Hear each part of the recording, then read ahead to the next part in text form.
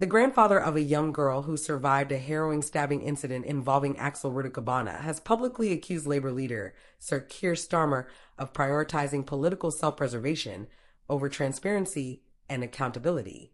Speaking out about the tragic attack that occurred last July in Southport, which claimed the lives of 3 children and left their families shattered, the grandfather expressed his frustration with the authorities and political leaders for failing to prevent the tragedy and for withholding critical information. Rudakubana, whose history of violent behavior and troubling obsessions was well documented, had been referred to the Prevent Anti-Extremism program 3 times before the attack.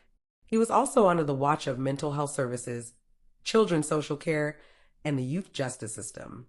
Despite these interventions, the 19-year-old was able to carry out the brutal attack, leaving the community grappling with devastating consequences. There were too many missed opportunities, the grandfather told the Daily Mail. Organizations were not communicating with each other, and political correctness seemed to take priority over addressing the real threat he posed. He pointed to Rudakubana's expulsion from school for carrying a knife and his subsequent violent behavior as clear warning signs that everyone seemed to ignore. The grandfather's frustration was further compounded by the delay in revealing that Rudakubana was in possession of Ricin, a deadly biological toxin, and that he had downloaded an Al-Qaeda training manual. These alarming revelations were only made public months later, in October, fueling suspicions of a deliberate cover-up.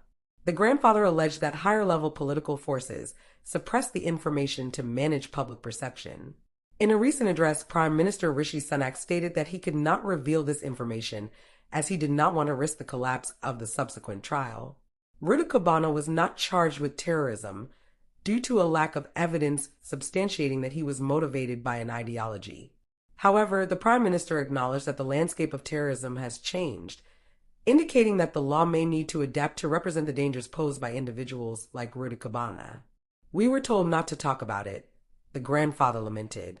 "It became clear that someone above Merseyside Police and the CPS intervened to keep the truth hidden." He reserved some of his harshest criticisms for Starmer, accusing him of failing to confront the reality of the incident. He chose to protect himself rather than allow the truth about the killer to come out earlier, he said, expressing feelings of being pushed aside and forgotten. When Starmer visited Southport shortly after the attack, his gesture of laying flowers was met with hostility from grieving families and a disillusioned community. The grandfather, who watched the scene unfold from his granddaughter's hospital bed, described the visit as hollow. "He didn't listen to us. It felt like an empty gesture." While welcoming the announcement of a public inquiry, the grandfather made it clear that symbolic gestures and platitudes would not suffice. "We don't want to hear thoughts and prayers or promises of lessons learned," he stated. "We need concrete action and the dismissal of everyone who failed in their duty." He also highlighted the emotional toll the attack has taken on the broader community, calling for more comprehensive support for extended family members grappling with trauma. Step-parents, aunties, uncles, and grandparents have all been left to struggle on their own.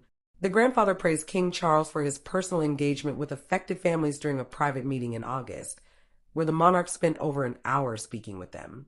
"It showed us that some people in positions of power do care," he reflected.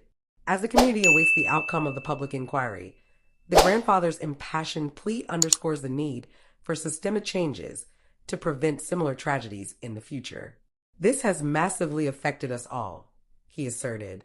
"We deserve accountability, not excuses." The pain and trauma inflicted by Rudakubana's actions have left deep scars on the community, and the call for justice, transparency, and change continues to resonate loudly among